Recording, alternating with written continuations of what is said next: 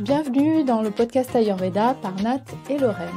Notre objectif, c'est de partager avec vous, d'accueillir des personnes inspirantes pour aborder des sujets liés à la santé et au bien-être. Je m'appelle Nathalie, je suis praticienne en Ayurveda, j'accompagne des femmes spirituelles qui veulent prendre soin de leur corps, de leur cœur, de leur mental et du monde qui les entoure.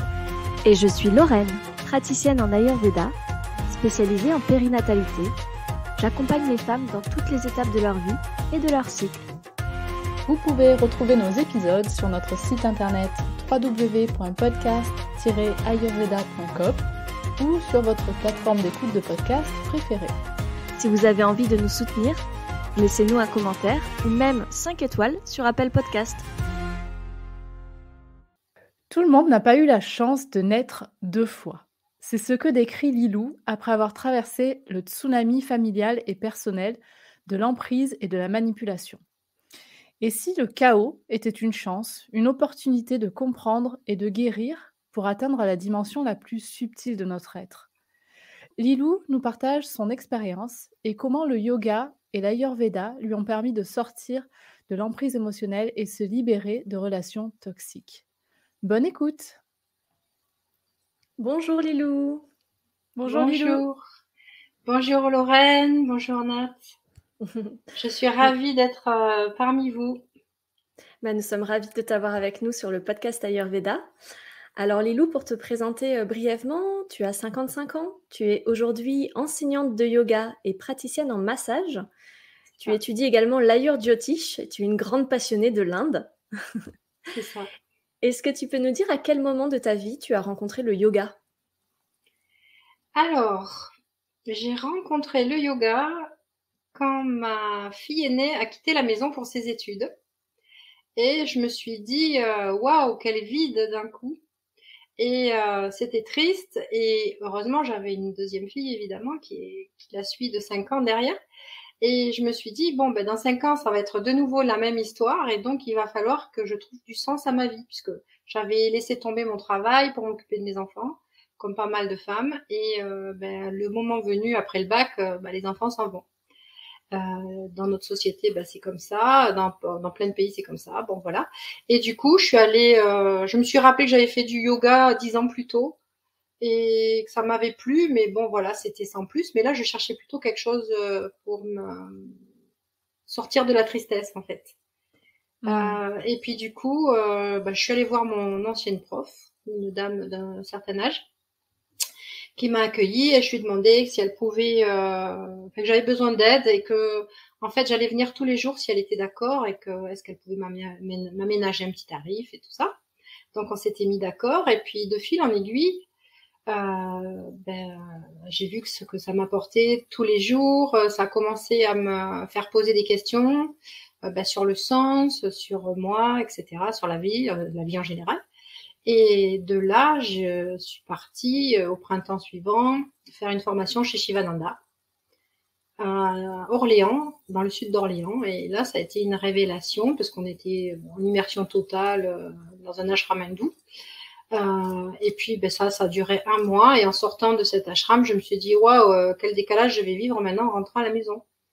Et je me suis dit là, il faut que je continue d'apprendre parce qu'en moi c'était super magique, mais bon là la chute est raide.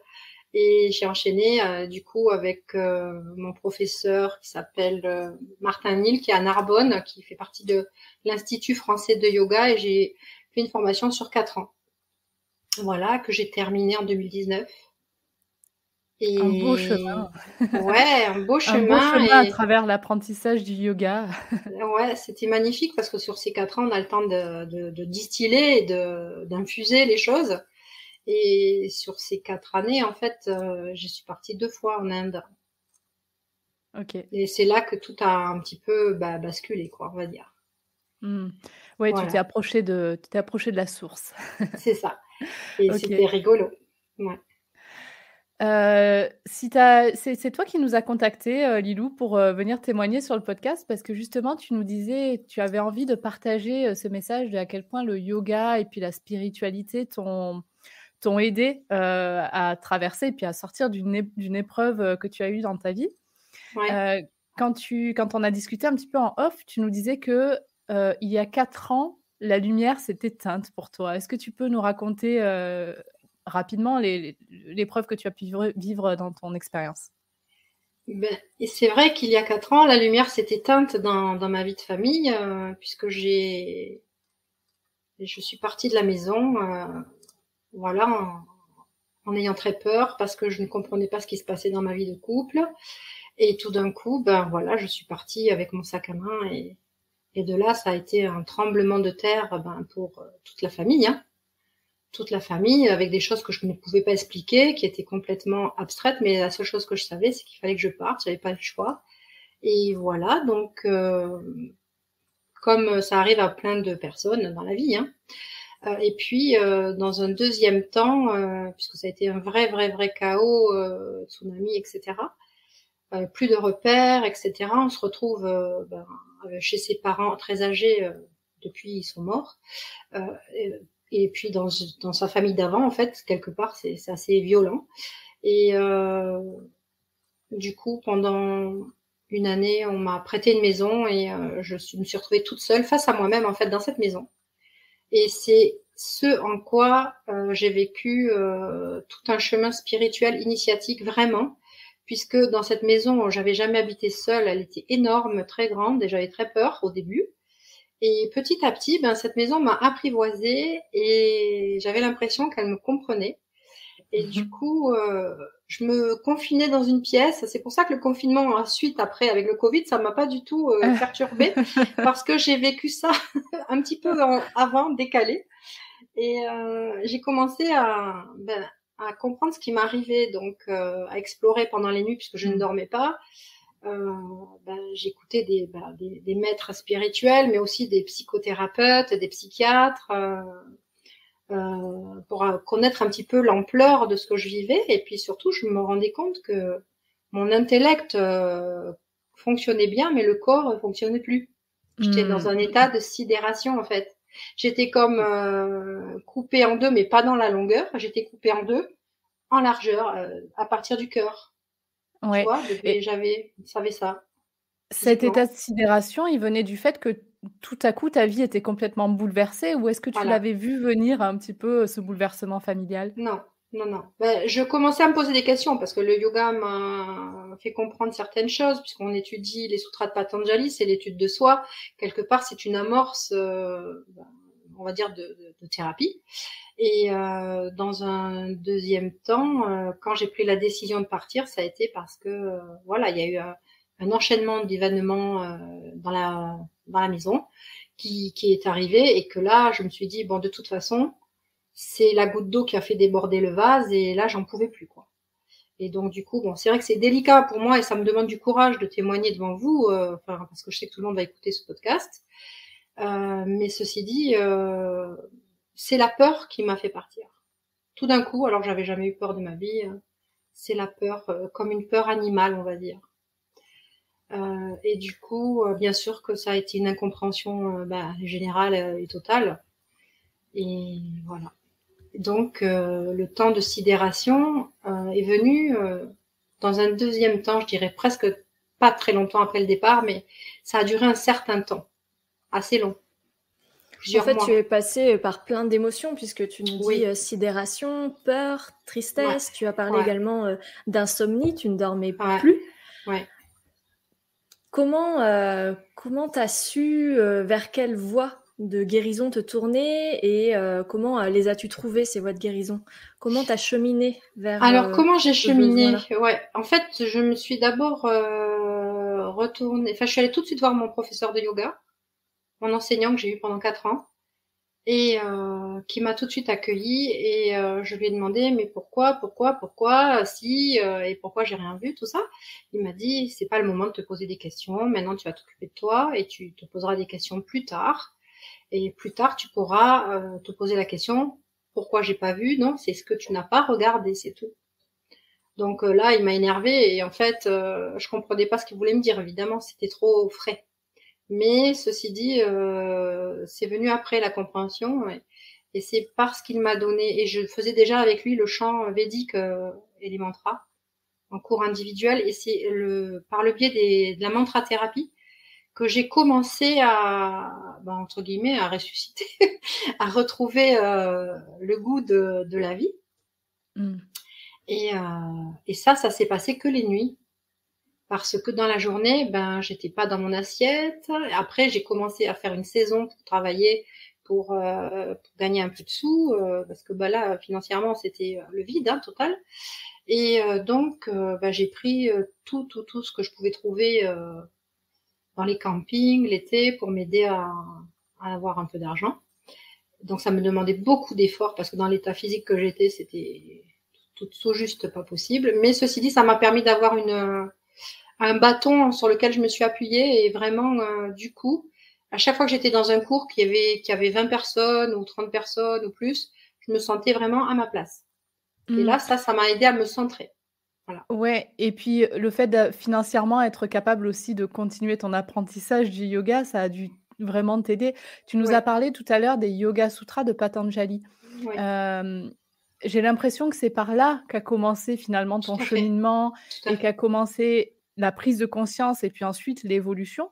Qu'est-ce que ça t'a apporté? D'abord, est-ce que tu peux peut-être dire pour les personnes qui connaissent pas ce que c'est les Yoga Sutras de Patanjali et en quoi ça t'a aidé? Les sutras de Patanjali, c'est l'enseignement philosophique du yoga et c'est l'étude de soi. Et en fait, c'est le premier sutra nous indique que on va commencer à faire du yoga quand on est prêt.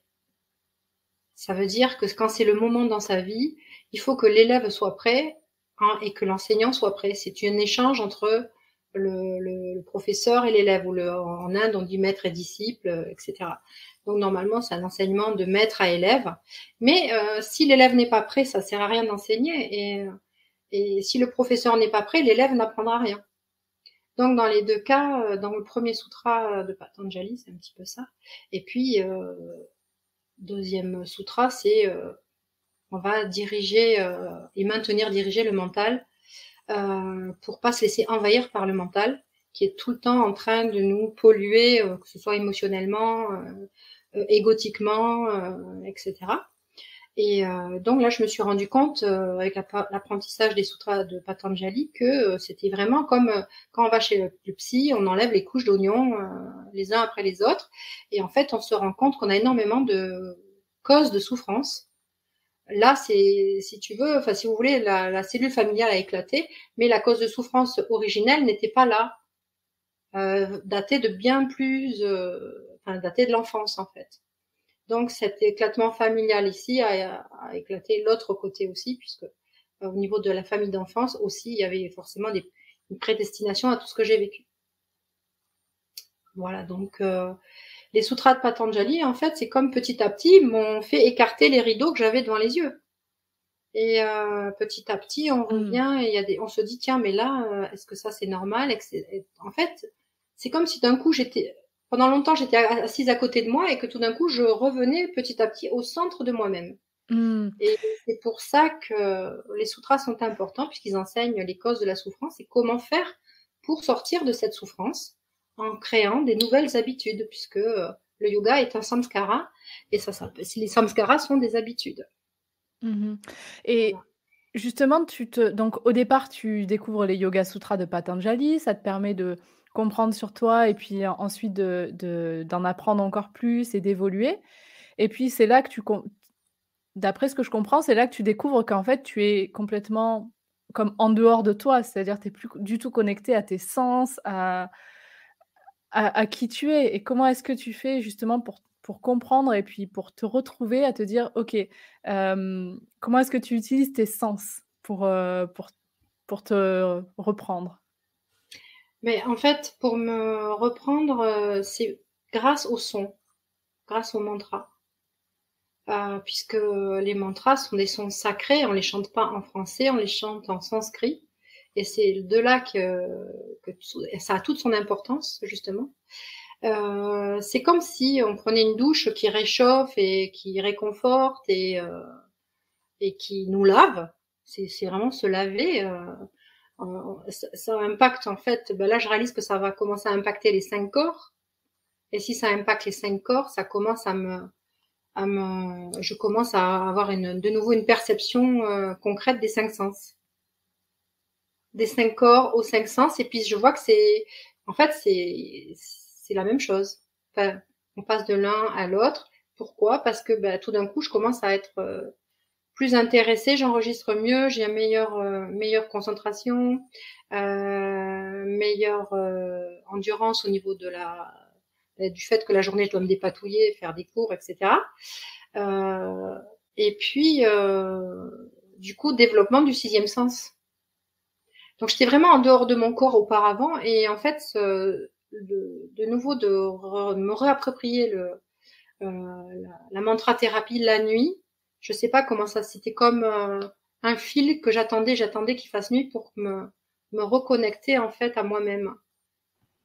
Et c'est vrai que à chaque fois que j'étais dans ces nuits, en fait, petit à petit, j'ai de nouveau entrevu la lumière, j'ai de nouveau eu de l'espoir. Parce que pour moi, les journées, c'était horrible, c'était vide de sens. Mais la nuit, il y a eu un petit truc qui a commencé à se passer. Et de cauchemar, je suis allée explorer mes rêves différemment. Ça s'est apaisé, et il y a eu des choses que j'ai pu expliquer à travers les rêves. Voilà, c'est comme si j'assistais à un film de ma vie où je pouvais parler à un tel, et régler mes comptes, en fait. Et petit à petit, c'est la mantra-thérapie qui t'a amené à ça, tu penses? Ouais, la mantra-thérapie, c'était une pratique quotidienne que tu faisais combien de temps à peu près? Ah là, j'étais à 2 heures minimum le soir, voire plus. Et puis je me suis rendu compte qu'aux pleines lunes, c'était encore plus intense. Et c'est comme ça que j'ai commencé à m'intéresser à la pleine lune et puis à la nouvelle lune, sans non plus en faire une fixette. Mais oui, il y avait des choses qui étaient beaucoup plus que je percevais mieux, et que me sentais plus connectée pendant la mantra-thérapie, enfin la répétition des mantras avec mon mala.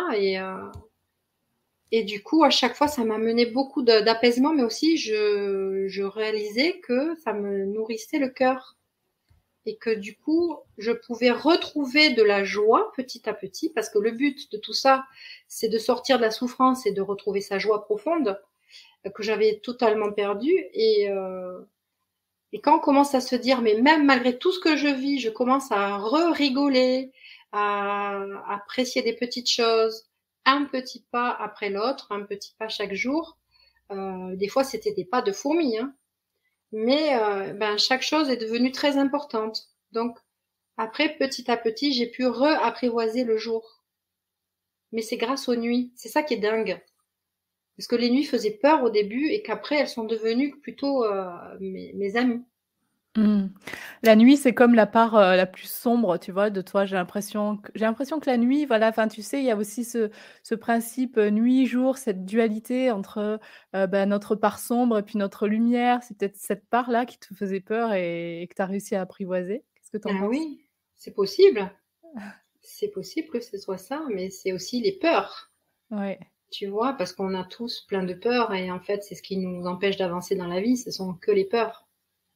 Quelle que soit la peur, en fait, on a peur de mourir parce qu'on n'est pas dans un monde où on nous a, on va dire, enseigné la vie et la mort. Dans notre société actuelle, il n'y a que la vie et l'image.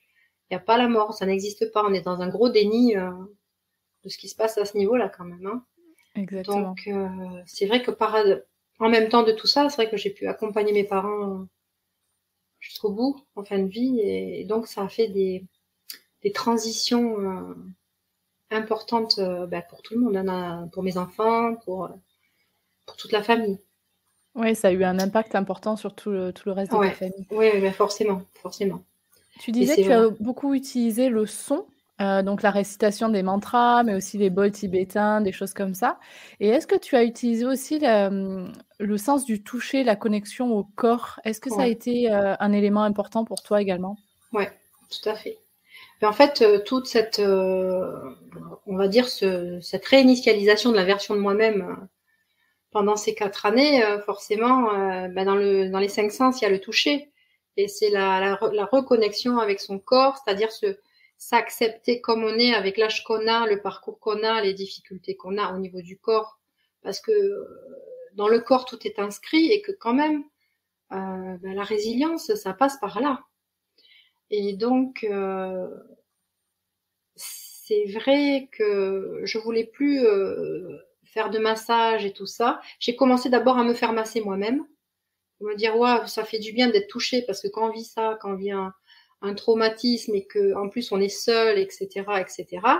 D'abord, il était inutile de vous dire que j'allais pas me faire toucher par qui que ce soit ou que je connaissais pas, tu vois. Donc là, j'ai une amie qui fait des massages extraordinaires ayurvédiques.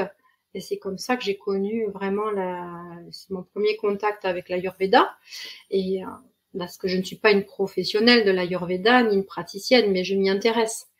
Et son massage qu'elle m'a fait m'a permis vraiment de me rebrancher avec moi-même, parce que j'étais en confiance. Il y avait tout un ensemble de choses, comme tu disais, Nathalie, que c'est vrai que c'est important la personne qui te masse, parce qu'elle te prend en charge, mais la pièce, la condition, tout ce qui est subtil et qu'on ne perçoit pas immédiatement est très important dans la pièce. Donc forcément, les odeurs, le son, le toucher, enfin, tout ce qui se passe, hein. Et c'est vrai que là, ça m'a tellement reconnecté avec moi que j'étais bien, j'ai lâché prise. Et là, à ce moment-là, je venais de perdre ma maman et j'ai été connectée à elle comme si j'étais dans un bain d'amour, tellement j'ai lâché prise lors de ce massage. Et je me suis sentie dans les bras de ma mère. C'est complètement surréaliste, mais en même temps, pour moi, c'est tout à fait normal, hein. Je précise que c'était pas complètement surréaliste pour moi. Et ça m'a fait énormément de bien, ça m'a réconfortée. Et je peux dire que ça a réconforté mes 5 corps du coup, hein. Au niveau du cœur, de la tête, bien sûr, et puis de mon corps. Et c'est vrai que ça m'a permis de me dire que j'ai quand même une expérience de 25 ans de métier d'esthéticienne où j'ai fait beaucoup de massages. Donc, si vous voulez, c'est pas tellement le massage en soi qui me peinait. C'est le fait qu'il fallait faire ça comme un rendement à l'époque quand j'étais esthéticienne et qu'il n'y a aucun sens au final quand on a fait ça toute la journée. Donc là, le yoga et tout ce qui m'est arrivé m'a permis de me reconnecter au massage et avec moi-même et après avec les autres. Et du coup, je prends en charge la personne quand elle arrive comme elle est. Et là, je l'accueille avant de la masser, on parle au moins une demi-heure. Je fais tirer une carte de l'oracle de Ganesh parce que je suis très connectée avec Ganesh de la mythologie indienne, qui est le dieu qui aide à surmonter les obstacles. Et ensuite, je vais me connecter avec la personne et peu importe ce qu'elle va vivre elle, moi je vais faire comme si j'étais un canal et je vais peut-être lui livrer des choses ou pas, ça dépend des personnes qui sont avec moi. Ça dépend, et là, ça se passe toujours magnifiquement bien parce que la personne peut vivre l'abandon, se laisser aller. Si elle a besoin de pleurer, elle pleure. C'est au-delà du massage, c'est vraiment un soin, on va dire holistique, puisque ça prend en charge nos 5 corps. Et je masse qu'avec les mantras. Je mets pas d'autres musiques. Enfin, je mets une musique, j'ai une playlist de mantras, mais des mantras, c'est Gayatri Mantra, c'est Trayambakam, c'est que des mantras de guérison puissants.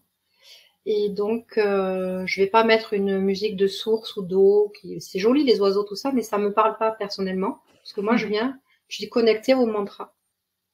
Et tu utilises, j'imagine, les mêmes mantras que ceux avec lesquels toi-même tu t'es guérie, en fait. Oui. La Gayatri Mantra essentiellement, et le mantra de Shiva, le mantra de Kali. Voilà. Après, c'est vrai que parce que ça me parle. Après, les personnes, chacun a sa fibre et c'est une des voies possibles, mais il est important de faire passer le message que quand on est vraiment en vrac et qu'on est cassé, le massage est hyper important. Vraiment important parce que d'abord parce que c'est le sens du toucher qui est souvent le plus réprimé quand on se retrouve seul et qu'on a une peine de cœur ou qu'on a pour toutes les raisons que vous connaissez en tant que femme aussi. Et puis ça permet de se dire mais pourquoi je le fais pas plus souvent, mais oui, ça fait du bien. Des fois, je dépense des sous inutilement, et ça, tout le monde le sait. Qu'on peut aller se réconforter chez le coiffeur ou à s'acheter une fringue toute neuve, mais en fait, une fois qu'on a fait ça, ben, on n'est pas mieux.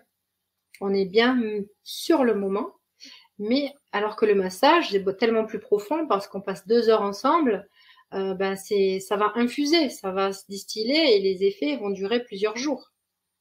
Hein, et la façon de lâcher prise, quand la personne est en confiance avec vous et qu'elle lâche prise, eh bien, elle va pouvoir, dans les jours qui vont arriver, observer des choses et être plus attentive ou plus ouverte à leur situation ou la problématique qui était là lors du massage. Et à chaque fois, j'ai des retours hyper positifs, quoi. Avec, ben, merci, que l'infusion est bien là, que, que tout se passe bien, que voilà, bonheur. Et voilà, pour l'instant, c'est le bouche à oreille et j'espère que j'aurai l'occasion de travailler plus parce que les personnes qui me font confiance sont très très heureuses de ça. Et puis je précise aussi que je masque les femmes parce que c'est moi, mon féminin sacré, qui a été blessé et que je suis connectée avec ça. Je peux déceler, ou même dans mes cours de yoga, je vois qui est plus ou moins en souffrance avec sa partie du féminin sacré. Et du coup, il y a des choses, une fois qu'on est en tête à tête, ça vous le savez puisque vous êtes praticienne, que vous accompagnez des personnes, que ben, quand on est en tête à tête, on peut mieux se livrer. Et c'est plus confidentiel. Et ça reste confidentiel. Bien sûr. Ça participe aussi à la guérison, là, le fait de trouver quelqu'un qui nous accompagne. Et je suis sûre que c'est une des choses aussi que tu transmets aujourd'hui parce que toi-même, tu t'es guérie comme ça aussi. Exactement, exactement. Et tu nous as parlé de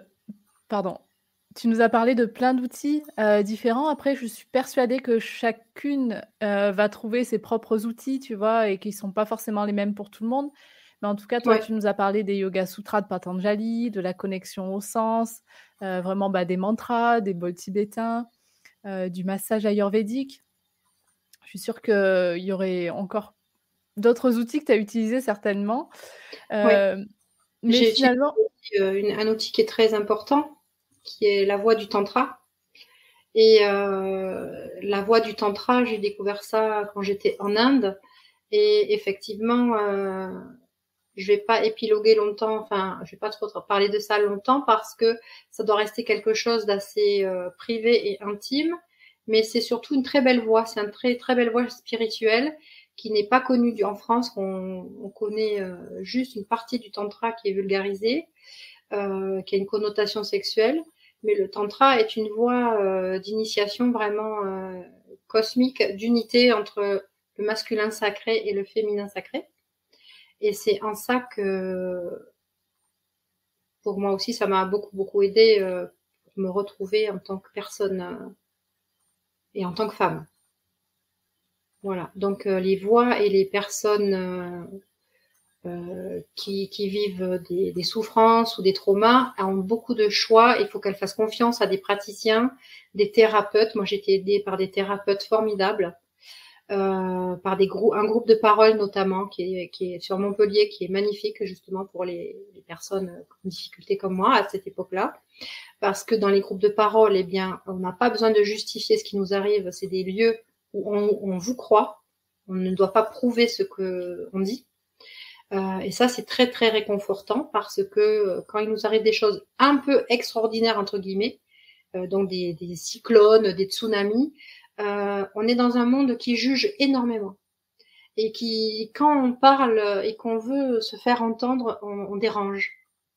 On dérange parce que on est dans un monde de l'image, on doit être standard, on doit communiquer standard, on doit être standard pour tout, et donc on ne supporte pas ce qui sort des clous.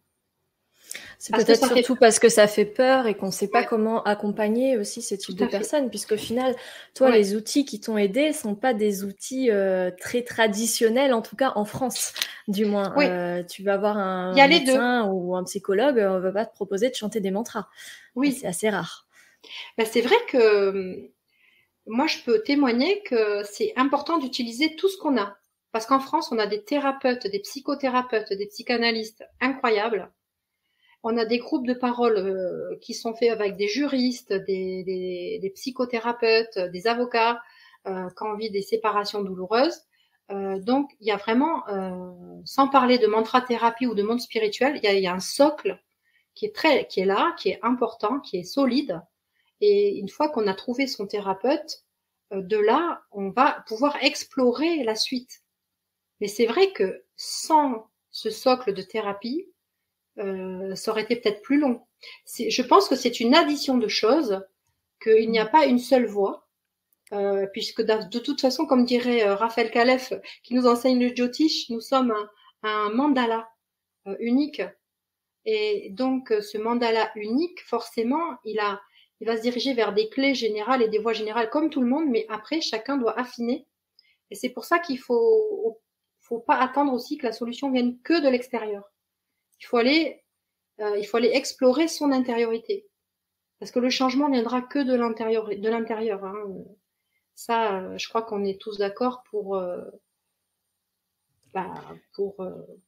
en être valider. convaincu, pour valider. Voilà, c'est ça. Hein, exactement. Je ne trouvais plus mes mots, mais Le changement vient de soi, oui. Le changement vient de soi, mais c'est très difficile d'initier ça. Et c'est pour ça que c'est important d'avoir de l'aide. Que ce soit son thérapeute, sa praticienne en Ayurveda, son prof de yoga ou sa professeure de yoga. Et là, je me rends compte que là aussi, la voie du Jyotish, je le mets aussi un petit peu à l'honneur parce que c'est une voie de guérison incroyable. Puisque le Jyotish, l'astrologie védique, utilise la mantra-thérapie, entre autres, la lithothérapie. Voilà. Donc, mais si on n'a pas d'affinité avec le monde indien, il y a plein d'autres cultures, il y a plein d'autres traditions, et on n'est pas obligé de sortir de sa tradition pour guérir. Donc moi, c'est parce que cette tradition-là me touche particulièrement et que c'est comme si je l'avais toujours eu en moi. Il y a une exploration à aller faire d'une multitude d'outils et puis chacune va trouver l'outil qui lui correspond. C'est ça. Qu'est-ce que finalement tu retires de toute cette expérience, Ilou? Est-ce que tu dirais que toutes les expériences que tu as vécues t'ont rendue plus forte? Oui. Bien sûr qu'aujourd'hui, je me sens... Déjà, je me sens exister, dans le sens que je me sens centrée, je me sens vivre dans l'instant présent. Et puis, je connais ma valeur aujourd'hui, c'est-à-dire qu'aujourd'hui, j'ai pas honte de ce qui m'est arrivé. Mais c'est vrai qu'au début, c'est compliqué. Hein. Il faut passer, il faut digérer les choses, les accepter, tout ça. Donc, aujourd'hui, je pense que je suis à ma place pour aider les autres, parce que c'est ça qui m'intéresse, hein, c'est de transmettre aussi et que transmettre aussi à des jeunes, hein, parce qu'il y a des jeunes femmes aussi qui se questionnent pour des tas de raisons, sans vivre des traumas spécifiquement. Hein. Donc pour moi, oui, je me sens beaucoup plus forte et surtout, je me sens je me sens heureuse en fait. Je suis en joie, j'aime le partage, j'aime. Je vous écoute souvent, hein, faut dire aussi. Vous contribuez à. Vous allez contribuer depuis un certain temps. Vous contribuez à tout ce que j'ai appris sur le Vastu Shastra, sur plein de trucs. Et d'ailleurs, vous avez interviewé quelqu'un sur le tantra qui était super. Je ne me rappelle plus son prénom, mais c'était une très très belle interview. Donc voilà, ça C'était Valérie, c'est l'épisode 30 à la découverte du tantra. Ouais, voilà. Et c'était super comme témoignage. Voilà, et je pense que il est jamais trop tard en fait pour initier quelque chose. Peu importe l'âge qu'on a, peu importe ce qui vous arrive, même les choses les plus douloureuses, les plus traumatiques, peu importe. Je pense que la résilience, elle peut arriver à tout le monde. Et si on reste ouvert, si on trouve une petite lumière, même toute petite, il faut aller dedans parce que c'est comme ça qu'on va devenir de nouveau acteur de sa vie. On va chercher, on va creuser, on va explorer des pistes. C'est intéressant, puis bon, finalement, on va trouver une autre piste encore plus intéressante qui va mieux vous correspondre. Et donc, c'est l'addition de toutes ces petites choses avec le temps, parce que le temps, dans tout ça, c'est très important. On peut pas guérir on peut pas acheter une solution clé en main et se guérir en 5 séances. Ça, c'est un peu de la poudre de perlimpinpin. Si nous arrive des choses difficiles dans la vie ou des traumatismes, c'est qu'on doit apprendre des leçons. Et vraiment, il faut en tenir compte parce que si on reste fixé que sur la douleur ou la souffrance et qu'on transcende pas ça, donc c'est pour ça qu'on a besoin d'aide, à moins qu'on soit né maître spirituel ou yogi, on a besoin d'aide et des autres pour justement nous aider à éclore, à nous épanouir. Et voilà. Quand tu parles du temps, est-ce que pour toi c'est une clé qui permet de rebondir justement après une épreuve? Est-ce que le fait de vivre, dans le présent, tu vois, ça serait, la chose qui permet d'évoluer? Ouais, déjà, vivre l'instant présent, c'est-à-dire de chaque jour est une nouvelle possibilité d'explorer la vie. Chaque jour, même quand c'est compliqué, avec la situation actuelle que nous vivons, moi je donne des cours collectifs dans une MJC, je peux vous dire que c'est très compliqué parce qu'il y a plein d'élèves qui peuvent plus venir, parce qu'il faut le pass, que ceci, que cela. Donc il faut du temps pour se guérir, il faut du temps pour se réparer, pour se remettre à flot, pour se ressourcer. Parce que guérir tout ça, c'est bien, mais il faut se ressourcer quand même. Et donc pour se ressourcer, vraiment il faut faire des choses qu'on aime. Il faut rêver. Il faut pouvoir avoir envie pour mon cas, pour ma part, c'est de voyager, c'est d'avoir des projets. Mais je ne vis pas dans le passé. Par contre, pour moi, le passé, c'est bon. Il y a une histoire, mais le passé, si on regarde tout le temps en arrière, on n'avance pas. Enfin, ça sert à rien. Donc, je suis pas quelqu'un de nostalgique ni qui vit dans le passé. Moi, ce qui compte, c'est maintenant et c'est justement les projets qui font avancer. Alors, de pas être tout le temps dans l'avenir, ça non. Mais de nourrir le présent avec des projets en rencontrant des personnes. Ben, là, par exemple, si j'avais pas écouté le live de Nathalie sur le massage spirituel, on n'aurait pas fait cette interview. C'était une super synchronicité. Tu vois? Donc, ouais, le temps est nécessaire et surtout de se dire qu'il faut rester dans l'instant présent pour passer les épreuves et petit à petit sortir de quelque chose qui est très lourd, quoi, qui est très très lourd, qui paraît immense au début et insurmontable, et que petit à petit, ben, la lumière, elle est de plus en plus présente et que après, on n'a ni peur de la nuit, ni peur de la journée. Après, tout est normal, le cycle est redevenu naturel. Mais le temps est notre meilleur allié, oui. Ça, c'est vrai. Du coup, tu nous as transmis pas mal de messages à travers ton témoignage et de conseils aussi. Mais si aujourd'hui tu devais transmettre un message à une personne qui nous écoute et qui vit un moment difficile et qui sait que ça prendra du temps mais qui souhaite rebondir, qu'est-ce que tu aimerais lui dire? Ben, ce que j'aimerais lui dire, c'est que elle soit authentique, qu'elle reste authentique, qu'elle partage vraiment ses peurs, qu'elle n'ait pas peur justement de parler, de demander de l'aide, d'être accompagnée. Il faut aussi que les thérapeutes puissent prendre en charge des personnes qui se retrouvent sans argent. C'est très important parce que même si c'est une somme modique ou presque gratuite, parce que quand on se retrouve sans argent, on n'a pas accès à tout ça. Donc c'est pour ça que moi, dans mes cours de yoga, il y a des personnes qui sont en difficulté, les autres ne le savent pas, et elles ont accès à mes cours de yoga. Parce que je me verrais pas, moi qui ai traversé ça, je ne me verrais pas. Tout le monde m'a aidé, donc moi aussi je dois aider aujourd'hui. Je dois aider et en général, ben, les personnes sans que c'est les synchronicités, hein, les nimities, qui font que les gens à un moment donné me trouvent et on peut en parler. Donc moi en fait, je suis un petit peu la personne qui va réceptionner et puis peut-être rediriger, je dirige toujours vers un thérapeute en premier lieu, mais vraiment que c'est très très important de se faire accompagner. Il faut restructurer la psyché, il faut se retrouver en tant qu'être humain, retrouver sa dignité, se réestimer, se faire confiance. Voilà, que tout ça, ce sont des épreuves, mais qui nous apprennent énormément. Et c'est vrai que tout le monde n'a pas la chance peut-être de rencontrer les personnes au bon moment. Mais je pense que si on est curieux, on peut. Il faut vraiment se faire aider, ouvrir sa fenêtre de temps en temps pour se dire j'ai peut-être une possibilité d'aller mieux parce que je vais essayer ça.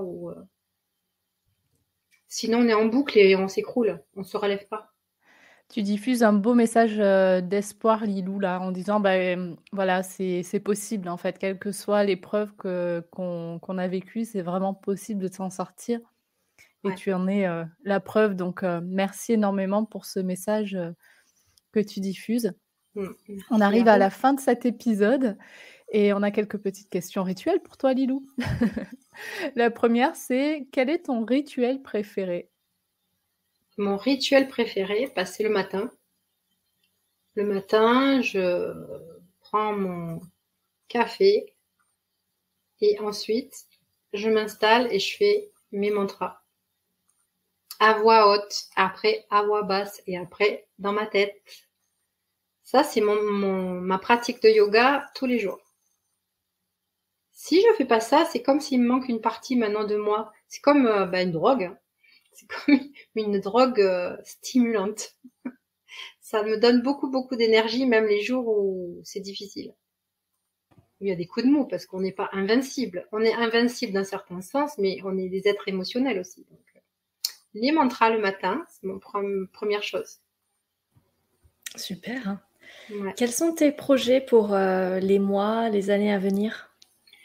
Alors mes projets, c'est de développer plus l'accompagnement individuel avec les massages et les cours individuels de yoga.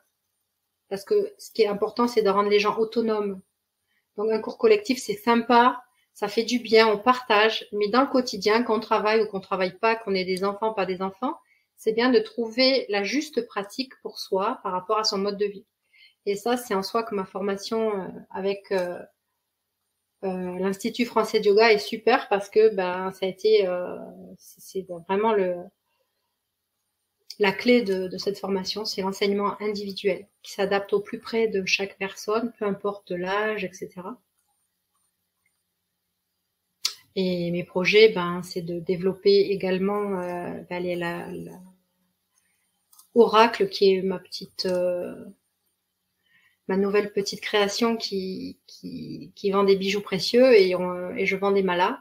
Ils sont fabriqués en Inde selon la tradition ancienne donc et rituel de la fabrication des malas, pierres semi-précieuses, pour que les gens apprennent à se servir d'un mala. C'est un beau bijou, mais c'est aussi on l'utilise pour réciter des mantras parce que ça a un intérêt. Et du coup, le projet d'aller en Inde, d'accompagner encore des groupes pour faire du yoga, et faire découvrir l'Ayurveda et la pratique spirituelle des mantras et tout ça avec des personnes. Voilà, le projet d'aller en Inde peut-être l'été prochain. Et puis avec un groupe, on partirait sur le sud de l'Inde, dans le Kerala, et ensuite peut-être visiter Pondichéry et Auroville. Ça, c'est sur 15 jours et avec une extension pour ceux qui peuvent 3 semaines. Et voilà. Donc après, on a toujours une point d'interrogation de comment ça peut se passer d'ici 6 mois pour aller organiser les voyages, là, tout ce qui est organisation. J'avoue que aujourd'hui c'est complexe. Hein. Ouais. Il y a personne qui sait, donc on a des projets. J'ai des projets. Je dis on parce que pour les voyages, je suis avec une personne qui a sa propre agence et qui est spécialiste de l'Inde et qui est géniale et qui a vécu aussi là-bas. Et donc, c'est du sur-mesure, quoi. Vraiment du sur-mesure, petit groupe, parfait. Notre dernière question, c'est l'instant de gratitude. Qui aimerais-tu remercier ou de manière plus globale, qu'est-ce que tu aimerais remercier? Eh bien, moi, j'aimerais remercier tout d'abord les épreuves que j'ai vécues. Parce que c'est grâce à ces épreuves que j'ai grandi. Je me suis reconnectée avec moi-même. Et je peux dire merci au yoga, vraiment, avec un grand Y. Parce que dans ce grand Y, dans le mot yoga, le mot yoga, ça veut dire se mettre en lien et se relier. Se relier d'abord avec soi et puis avec les autres. Et bien sûr, toutes les personnes, je peux pas les citer toutes parce que d'abord, peut-être qu'il y en a qui n'ont pas envie d'être citées. Et puis, deuxièmement, il y en a pas mal. Mais je pourrais vraiment remercier le fait, la vie de m'avoir fait grandir, mes parents de m'avoir fait grandir en Afrique. Ça m'avait déjà ouvert beaucoup de choses au niveau du monde spirituel. Et puis, je tiens vraiment à remercier mes 2 voyages que j'ai vécus en Inde parce que j'ai découvert un monde infini, un chaos incroyable ou un chaos vraiment tellement bien organisé que c'est en soi un voyage, c'est un enseignement, c'est initiatique. Voilà, c'est comme l'Afrique. Pour moi, il y a 2 continents initiatiques, c'est l'Inde et c'est l'Afrique. Voilà, c'est vraiment le yoga, quoi. Et bien sûr, tous mes professeurs. Super, merci Lilou pour ton témoignage, merci pour ce courage d'être venue témoigner et de partager tout ce que tu nous as partagé aujourd'hui sur le podcast Ayurveda. Merci pour tout ça. Merci à vous. Merci à vous et puis longue vie au podcast Ayurveda et gardez votre peps. Ça, c'est vraiment super. Merci Lilou. Merci Lilou. Merci pour votre écoute. Si comme nous vous aimez cette idée de podcast sur l'Ayurveda, n'hésitez pas à nous encourager avec une note ou un commentaire sur votre plateforme d'écoute de podcast et bien sûr en vous abonnant au podcast. Vous pouvez nous retrouver sur notre site internet www.podcast-ayurveda.com ou sur notre page Facebook Podcast Ayurveda par Nat et Lorraine. À très bientôt!